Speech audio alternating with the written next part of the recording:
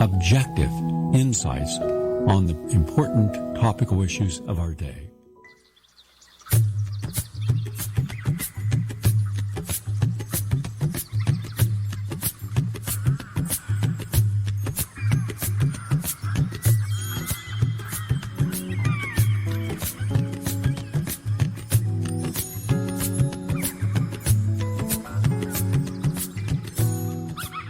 And welcome, everyone. Welcome to another edition of The Natural Nurse and Dr. Z. I'm Dr. Z, and we're here every week with great information about health, wellness, and alternative medicine today. And you can always get more information about our events and talks and walks and all kinds of things coming up for the summer at naturalnurse.com and drznaturally.com. Again, this is Dr. Z and the Natural Nurse, and we're really happy that you are here. And so we have Dr. Rudrani Banik as our guest today, and she's a board-certified ophthalmologist, and she specializes in integrative approaches to vision health, and she's the author of a book called The Macular Degeneration Prevention Protocol, and she's a fellowship-trained neuro-ophthalmologist and founder of Envision Health New York City. So we're really glad that she can join us to talk a little bit about the health of the eyes. Dr. Banik, are you there? I am here. Thank you so much, Dr. Z, and good morning to both of you. Yeah, thank you so much. Oh, wow. I always think that we take our eyes, we take our eyes for granted, I guess is the word I'm looking for. And such an important vision. If you take away vision, we can get around in life, but it's very difficult. What percentage of our world is vision? Did you ever think about that with your patients, how important it is? Yeah, well, I think about it all the time, and I couldn't have said it better myself. Most of us take our vision for granted. We just assume we can see, and it's so vital for so many of our activities.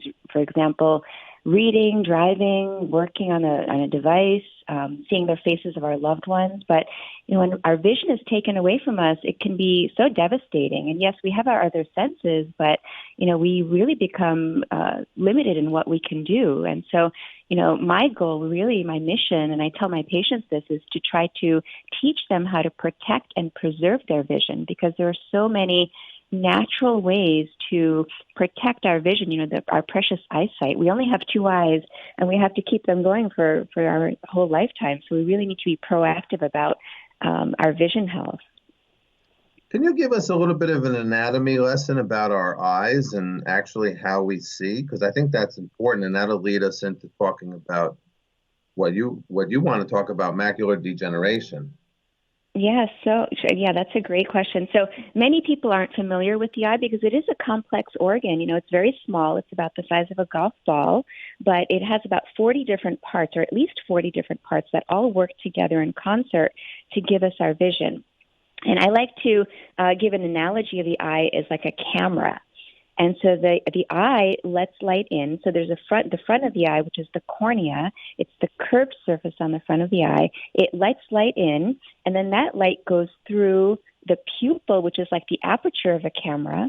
And then the lens sits behind the pupil, and it's similar to the lens of a camera. It helps to focus that light, those light beams onto the retina, when the retina is in the back of the eye. And the retina is analogous to the film of the camera. If you think of not digital cameras, but old-style cameras, the retina is the film, and it captures those light images, and then it sends that image through the optic nerve to the brain. And so it's very interesting. We don't see with our eyes. We actually see with our brain. And so that light, all those impulses get transmitted. The light impulses get transmitted into electrical energy that goes through the optic nerve to be processed by the brain. And the brain is what allows us to see shape, form, color, movement, and it also integrates our visual information with everything else. So, for example, our motor system, our balance system, our language, how we read, for example. So the brain is what integrates everything. So the brain is it's really interesting. 30% of the brain is dedicated to our vision and vision processing. So it's a tremendous amount that comes, not just from eyesight, but everything else that gets integrated, all that information. So you were saying about this macula, that it's an area where all the images are focused and a part of the eye that's responsible for finer vision. And I guess in your questions that you sent me, macular degeneration is the leading cause of severe visual loss in people 55 and older. And I guess maybe next to cataracts, it's sort of the old age kind of eye thing, although I guess we're maybe seeing it in younger people. Tell us a little bit about why this is a major cause of eye problems as people age. Yeah, so you're absolutely right. Macular degeneration is one of the leading causes of vision loss and blindness, not only in the U.S., but in the world. It's one of the 4 top leading causes of vision loss. So along with cataract, glaucoma, and diabetic retinopathy, those are the top 4. And so what macular degeneration is it's a degenerative disease of the center part of the retina. Now, I mentioned before the retina is like the film in the back of our eyes, the camera. And so in the center part, which is called the macula, what happens is there are waste products that begin to deposit there. And these waste products develop because of chronic oxidative stress. So oxidative damage to the retina is one of the root causes of macular degeneration. And it does tend to happen more so in older people. The older one is, the higher the risk of macular degeneration. So it tends to affect people who are in their 70s, 80s, sometimes as early as their 50s and 60s. And there are other variants of macular degeneration that can happen when people are even younger. For example, there's a specific form that can happen even in one's 20s, but that's pretty rare.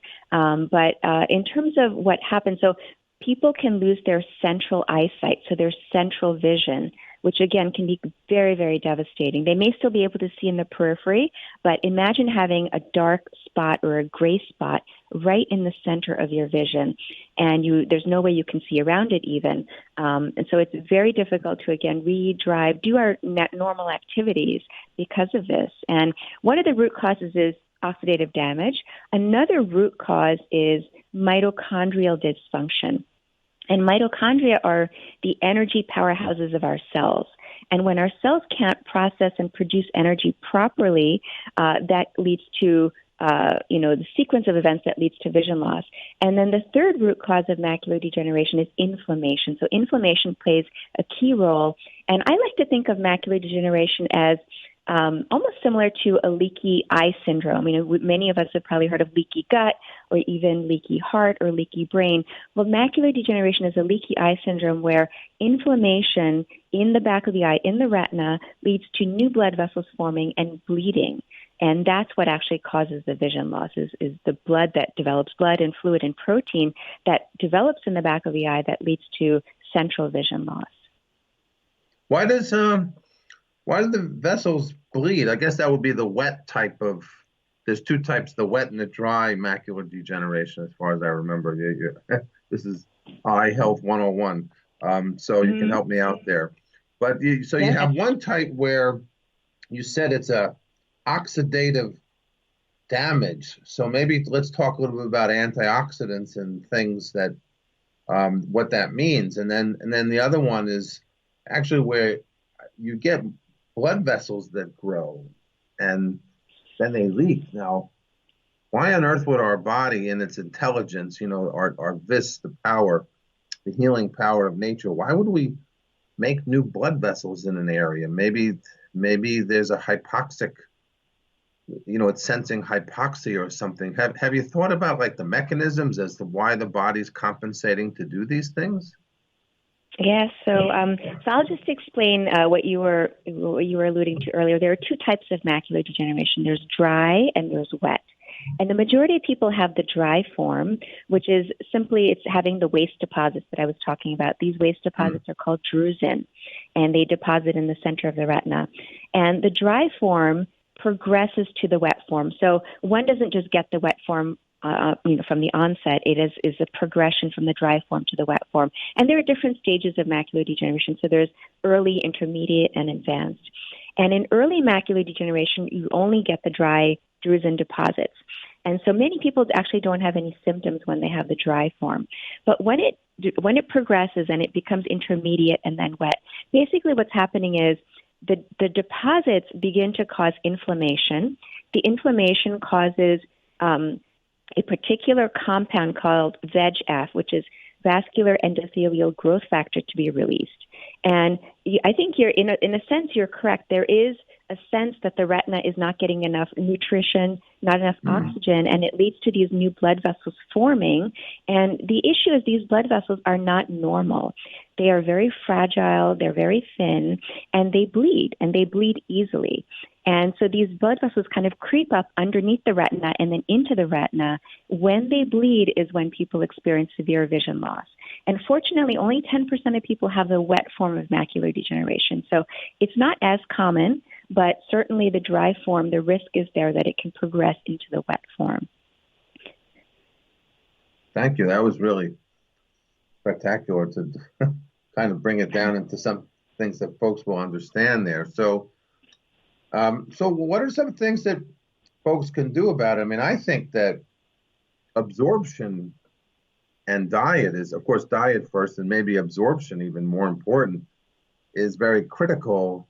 The things that I know of as a naturopathic physician that seem to reverse these things, we should be getting in our diet regularly, but maybe sometimes we don't absorb it, or maybe we don't get enough of these things. So maybe let's talk about what you've seen in your practice help people from a nutritional viewpoint.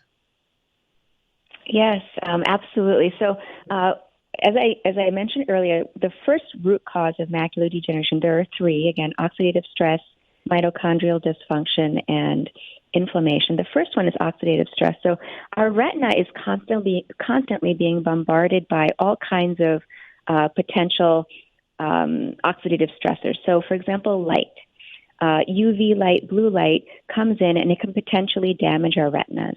Then there are toxins in the environment. And for example, smoking is one of the leading risk factors for macular degeneration. And through smoking, many, many different toxins are released, and these can damage the retina.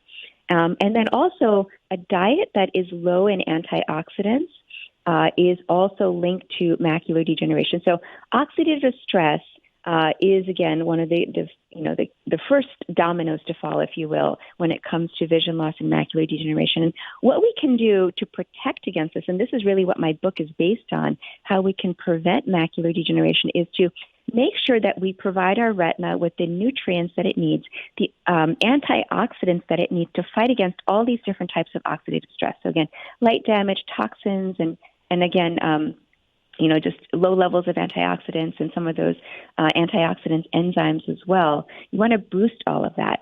And so the foods that are richest in these antioxidants are typically fruits and vegetables. And there are specific antioxidants in the retina, protective pigments called the macular carotenoids. And, we've all have heard of carrots being good for our eyes, and it's the form of vitamin A in carrots that are great for the retina, but there are more powerful nutrients that are located in the retina that help absorb some of the light rays, help to neutralize some of those rays that are really important. And these include lutein, zeaxanthin, and mesozeaxanthin.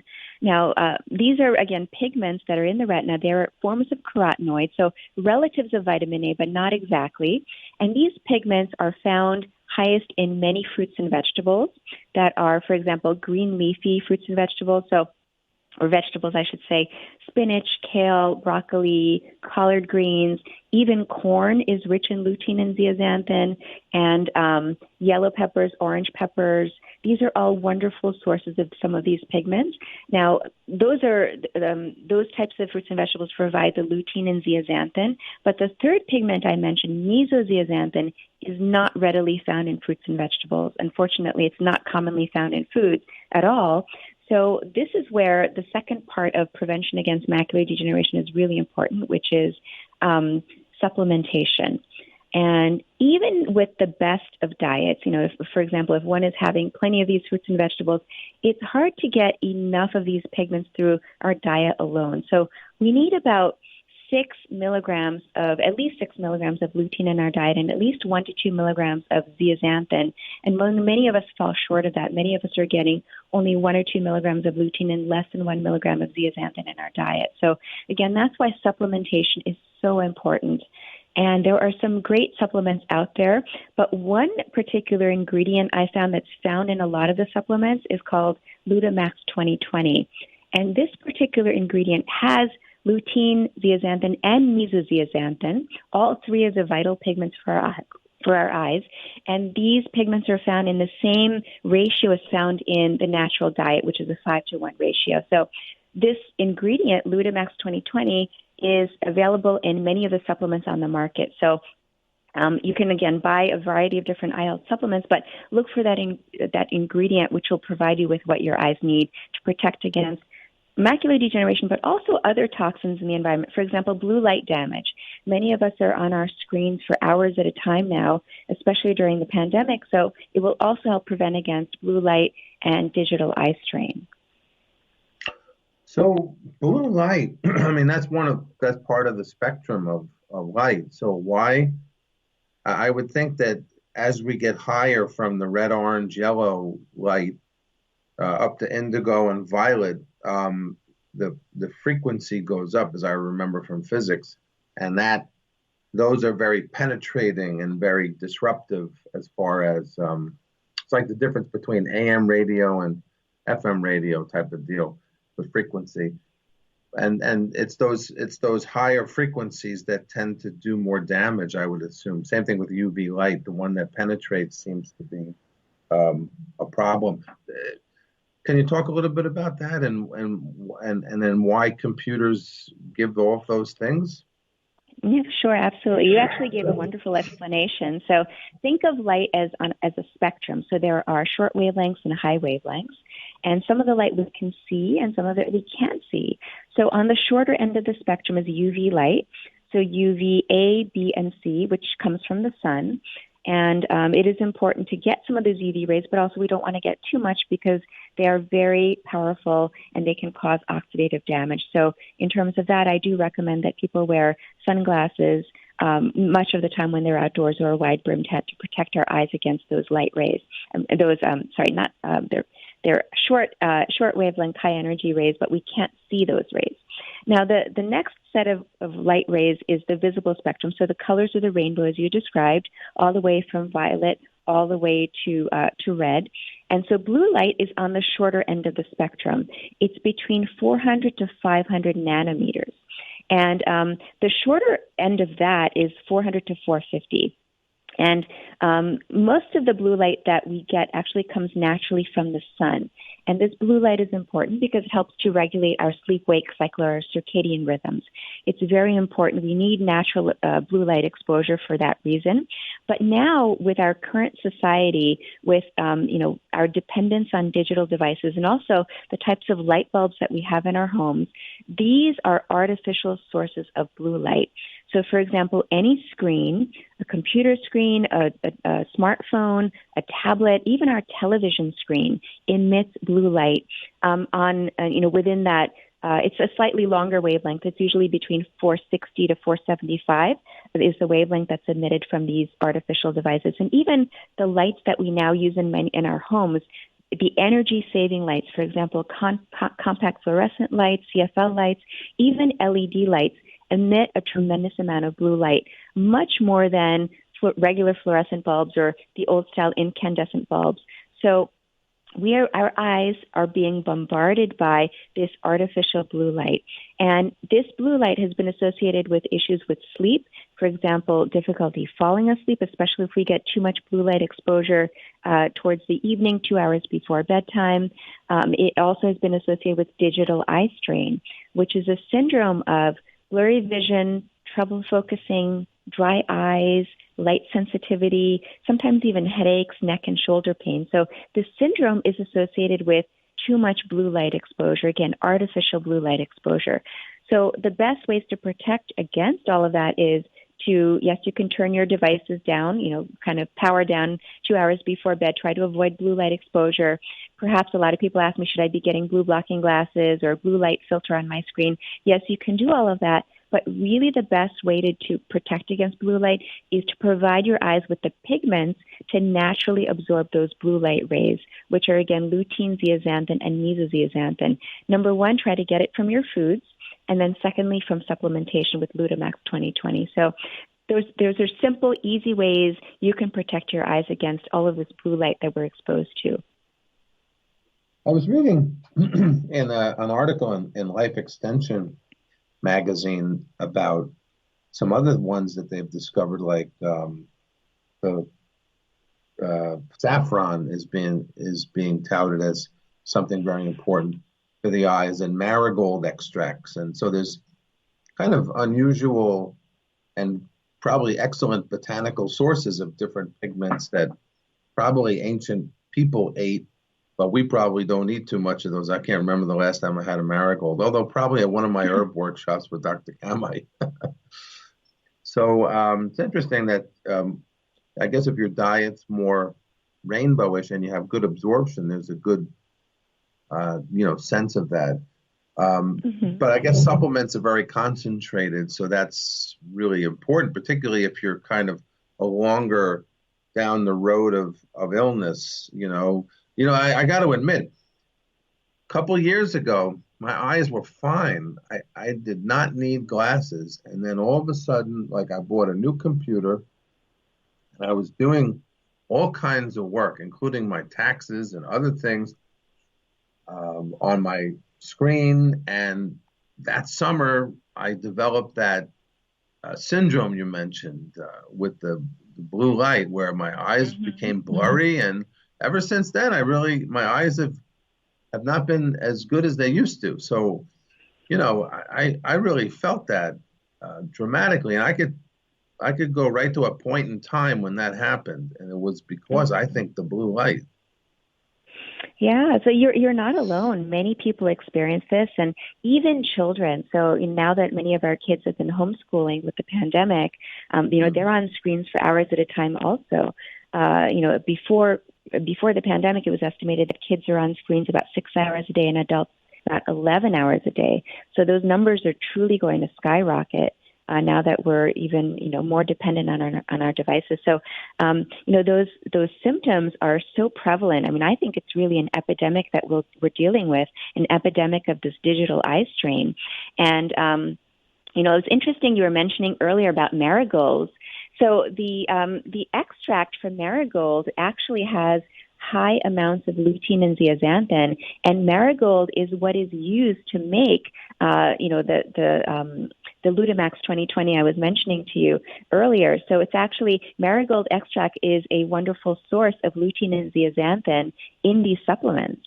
And so, yes, absolutely. Going back to botanicals, ancient medicine is really what's being used now to help protect our eyes. So I'm so glad you brought that up. And also saffron, there are some clinical trials using saffron for macular degeneration. So the results haven't been published yet, but absolutely. Another wonderful herb that's being investigated is ginkgo biloba as well. And then some of the other bioflavonoids, like, for example, anthocyanins, which are found in berries. These are also being touted for protection for eye health. So, there are many wonderful natural products, fruits and vegetables, yes, but other botanical compounds as well, which provide great nutrients for our eyes and antioxidants.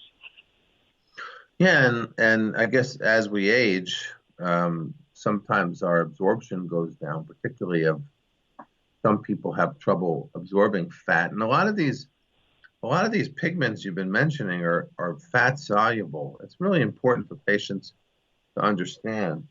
And sometimes, people have compromised absorption. We always look at that as one of the leading causes of illness as we get older. It's not just that, people have good intentions to eat well, possibly, but their absorption goes down. I think hydrochloric acid in the stomach and a lot of the biliary system maybe is clogged with sludge or gallstones, and all that's needed to really absorb lots of the fat-soluble nutrients. So we might have good intentions in eating well. A lot of patients, they come in and I look at their diet diary and it's spectacular, but then I measure them doing different, functional medicine testing and things like that, and I find that their nutritional state is very low.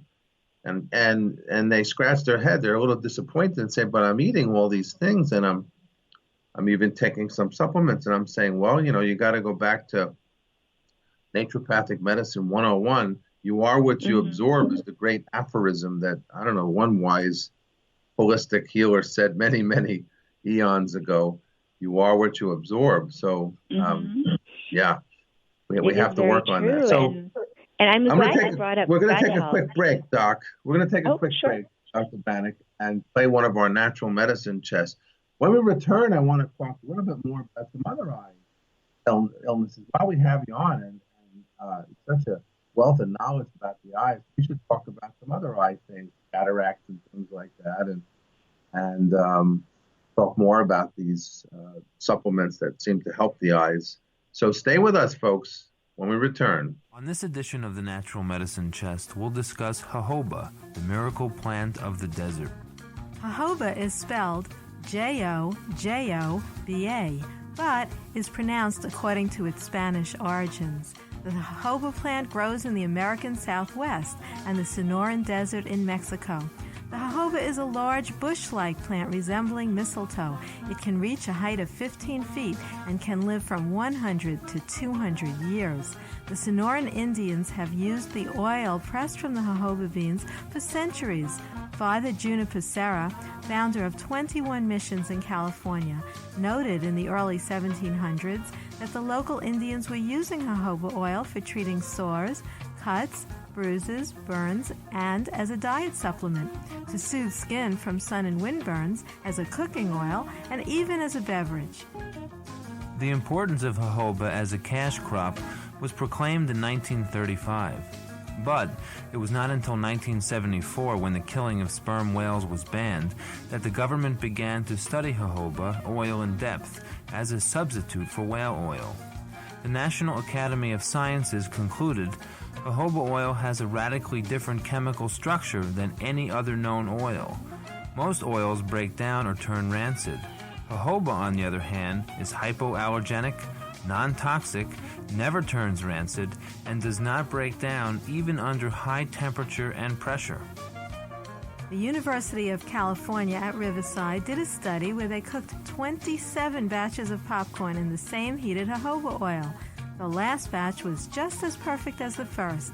These unusual properties are unique to jojoba oil because, chemically speaking, jojoba oil is not really an oil at all, but is a liquid wax. Its composition is almost identical to sebum, which is the oil secreted by human sebaceous glands to help to protect the skin from the environment. Jojoba has a myriad of usages. The cosmetic industry takes advantage of its compatibility to human skin by adding it to shampoos, conditioners, moisturizers, and many other cosmetic products. In medicine, jojoba can be used directly on rashes, cuts, and psoriasis. It may also be used as a lubricant for artificial hearts. Jojoba contains a natural appetite suppressant, which can be used in weight loss products. It has no known side effects. In industry, jojoba is known to be a superior engine lubricant and will cause a car to run 20 to 30 degrees cooler when added to the crankcase oil. So, if you are interested in a miracle plant from the desert, reach for jojoba in your natural medicine chest.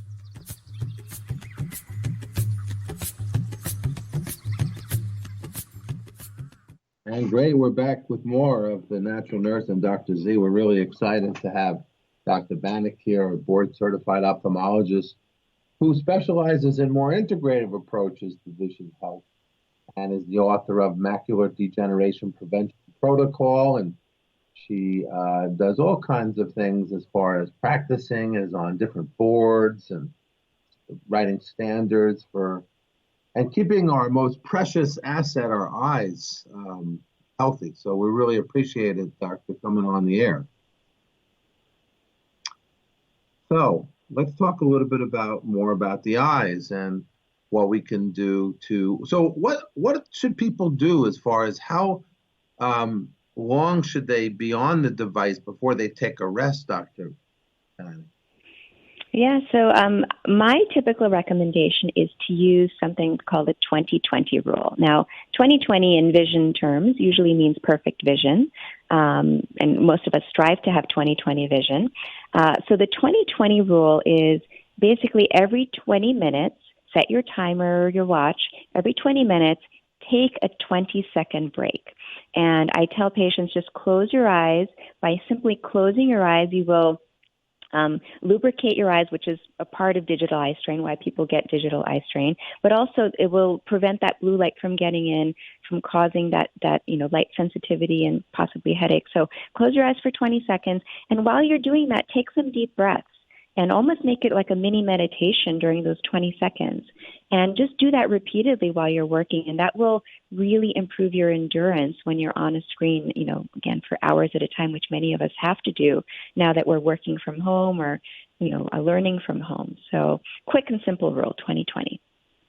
Is there a problem with people's tears?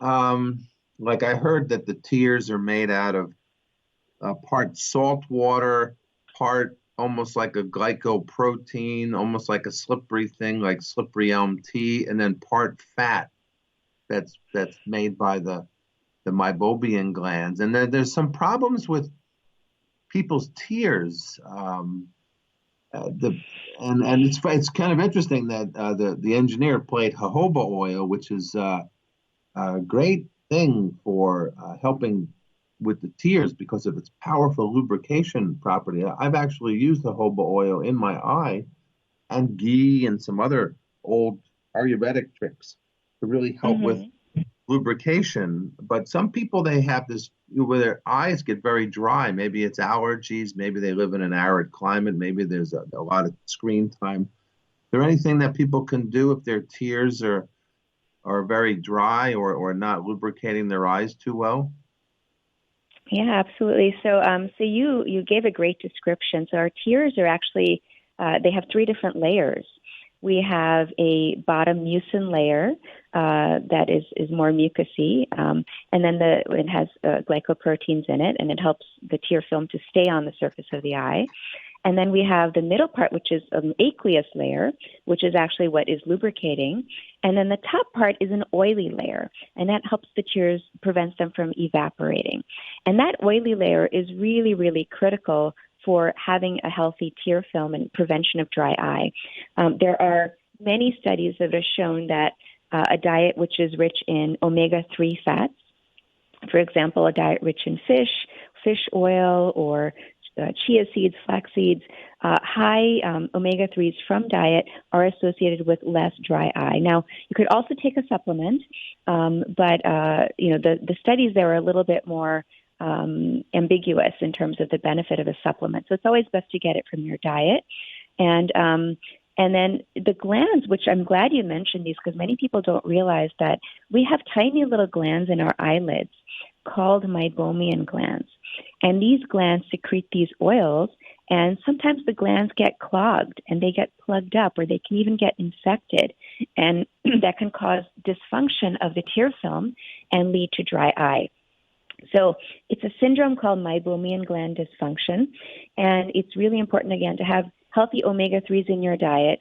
And in terms of a natural product, I'm not familiar with jojoba for dry eye, but the most important thing is you want to make sure that whatever you're using for your eyes is pH balanced to your eye. So it shouldn't sting, it shouldn't burn when you put it in. So just be careful with that. But one product that's been shown to really be helpful is tea tree oil. And again, a natural product. You do have to dilute it, though, so you can't put it directly on your eyes or on your eyelids. But tea tree oil, diluted to about 5%, has been shown to help improve the ocular surface, to help improve meibomian gland function. And also, many people don't realize that the eye has a microbiome. So just as our gut has a microbiome and our other organs have microbiomes as well, for example, our lungs have a microbiome, our skin has a microbiome, our eyes have a microbiome. There are healthy organisms that live on the surface of the eye, not inside the eye, but on the surface of the eye, that also are important for prevention of dry eye. And the tea tree oil helps to promote a healthy ocular surface microbiome. So it's pretty incredible that the natural product can really help promote healthy bacteria growing on the eye, on the surface of the eye, the eyelids and the conjunctiva and cornea, which is really, a beautiful thing. Well, maybe one day we'll have kind of concierge probiotics for the eye to do like an eye rinse type of thing. That would be kind of cool. Yeah, that's a wonderful idea. Yeah, it hasn't been developed yet, but that is probably in the works somewhere, which is, wow. Yeah, exactly. A probiotic drop for the eyes, for example. That would be amazing if we had something like that. What about some other eye things that people complain about coming in the office? I would think, other syndromes, dry and allergy eyes, could be simultaneously or interchanged because that can cause a lot of dryness with the pollen. It's been kind of dry lately. We've had beautiful weather this spring here in the Northeast. I'm not sure where you're calling from, but yeah, it's been a lot of pollen and dryness, so people have allergy eyes. Is there any tip that people can have to help their eyes with that? Yeah, absolutely. I actually talk about this a lot on my social media because so many people come in with itchy, burny eyes and red eyes and so forth, especially children this time of year. So there are some just natural remedies I would recommend for allergy and dry eye related to the seasons. So the first thing is you want to decrease your allergen exposure. So when you're outdoors, make sure you're wearing wraparound sunglasses. That will help prevent some of the pollen from getting in your eyes. Also, when you do get home, you can do some cool compresses that will help to decrease, the puffiness or the swelling that a lot of people get. It's very soothing. If you would like, you can rinse out your eyes with a saline wash. You want to, again, just decrease your allergen count, the pollen count. It's also really important that when you're indoors to keep the windows closed and to use an air purifier, just to remove some of those, those fine particles in the air.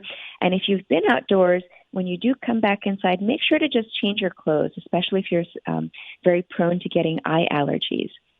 Change your clothes and make sure to wash your face and perhaps take a bath at night or shower at night to, again, decrease that pollen load. And change your pillowcase often because that will help as well. Then there are lots of over-the-counter drops that are available for allergy. You can use, there are many drops with ingredients like antihistamines, ketotifen. There's a slew of different brands out there that are wonderful. And then also, it's also good to use lubricating drops along with the allergy drops. So there are many lubricating drops on the market. I would just make sure, just a word of caution, if you're looking for a lubricating drop, it's called artificial tears. If you're looking for an artificial teardrop, make sure to buy something that does not have the ingredient polyvinyl alcohol. So if you see anything with alcohol in the ingredients, do not purchase that because it's a relatively inexpensive ingredient that is used in a lot of the generic drops.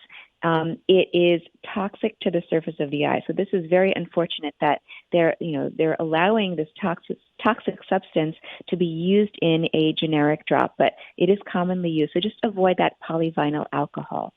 And you'll do your eyes a lot of good. So there are many other brands out there like Refresh or Systane or Genteel. They're all excellent. So find a brand that works well for you. And you can use the the lubricating drops pretty frequently. You can use them 3 or 4 times a day, sometimes even more, especially if you're at the computer and your eyes are really drying out.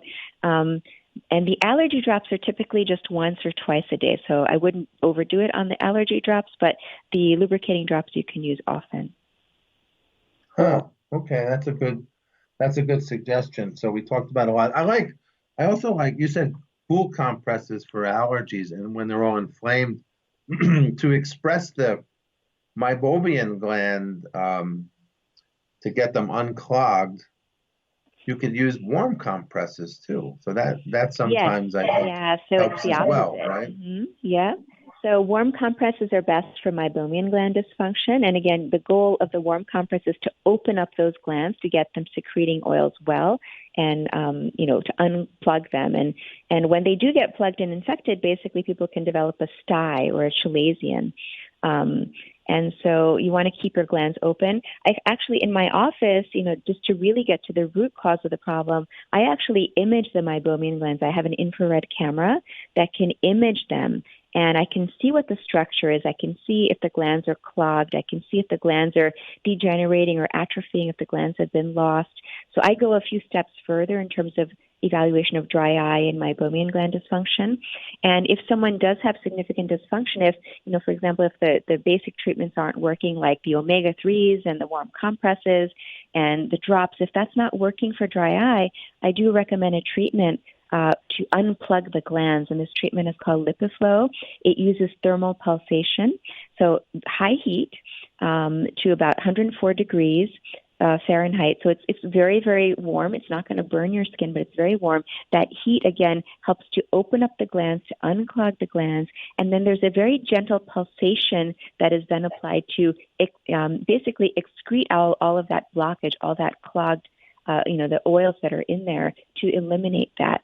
And then it really resets the glands, and it's a wonderful treatment. I actually had Meibomian gland dysfunction myself, especially around the time when I was pregnant. So I had this treatment done, and it's really done wonders in terms of improving my dry eye and improving my oil secretion.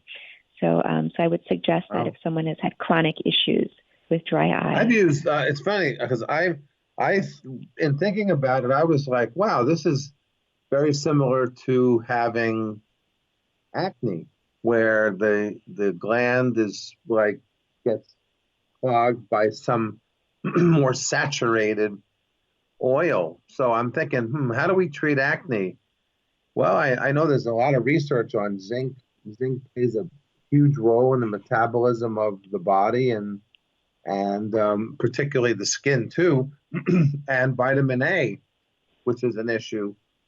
So upon using more of the warm compresses with the vitamin A and the zinc, and then also changing their diet, so I got them off of fried and grilled foods and animal fats and processed foods, which tend to have a higher, they're not only pro-inflammatory, but I think they change the sebaceous, the types of oils in our sebum, makes them more saturated.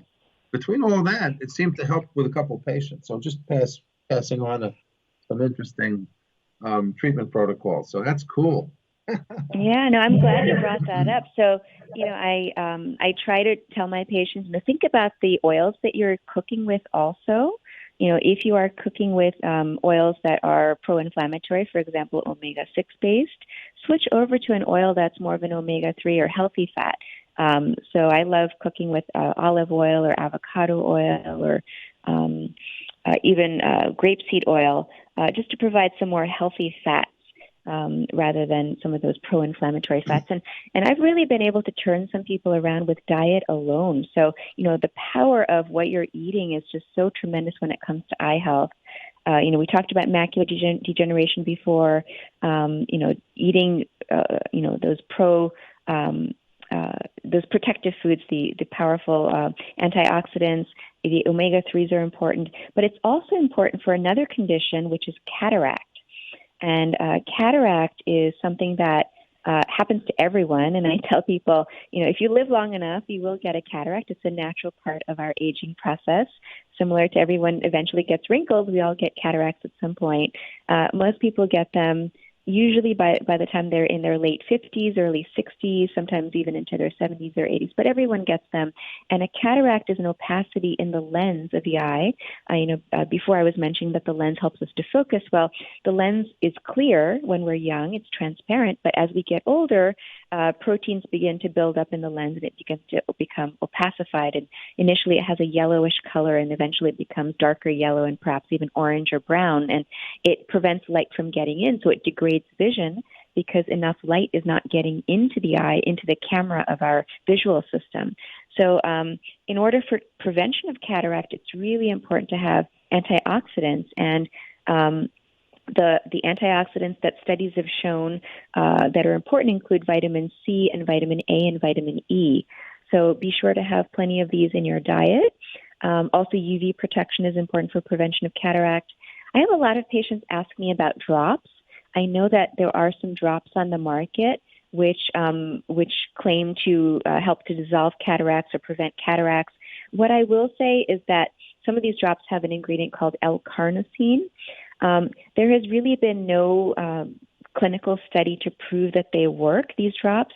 If there is a drop that's developed for prevention of cataract, whoever develops that will be a billionaire many times over because everyone will be using it because we're all going to get cataracts eventually. So, so far, the drops on the market have not been proven to be effective. There was also an ingredient or a compound called lanosterol, which was shown to prevent cataracts in animals. So, for example, rabbits and dogs, this compound was given as a drop, and it helped to dissolve cataracts in those animals. But when they tried to do human studies using lanosterol, it really unfortunately did not have the same benefit. So it didn't work in humans. So there's some other, biochemical processes going on in human cataracts that are not amenable to lanosterol. So I do hope that probably within the next 5 to 10 years, there will be something available that can help dissolve cataracts naturally rather than to have cataract surgery, which is the current standard treatment for when the cataract becomes visually significant. I tell you what, the improvements in cataract surgery are just phenomenal. My mom had it, and I was just so impressed how she was in and out within very quick time, and the recovery time was very quick. So I was very impressed. Gone are the day. I mean, I don't know how they did it in the old days. That must have been very agonizing. Yeah, so cataract surgery dates back to ancient times, and it was back then they used to use a procedure called couching, and this is a little interesting history. They would just take a wooden stick, and they'd sharpen the end and sterilize it under some fire, and then they would just poke it into the eye and push the cataract back into the back of the eye, let it fall back, and basically clear up the visual axis. But what that would do is it would create tremendous amounts of inflammation in the eye. And sometimes, yes, people would be able to see a little bit more light, but they would have a lot of inflammation in the eye. But over the years, particularly in the past few decades, our the scientific advancements that allow for cataract surgery to be done the way it is done today are truly miraculous. I mean, the technology we use is, it's mind-boggling, this technology that we have, that we currently remove cataracts using ultrasound energy and in some cases laser as well. We remove the cataract and then we replace the lens with an implant that helps us help to focus for distance. And some implants also are designed to focus at distance, intermediate distance, for example, the computer, and up close so we can read. So it gives us more of a natural range of vision. So again, the technology is incredible. It's a very quick procedure. In most cases, it can be done under 15 minutes. Most people are in and out, just within an hour or two out of the facility. And it's a pretty quick recovery time.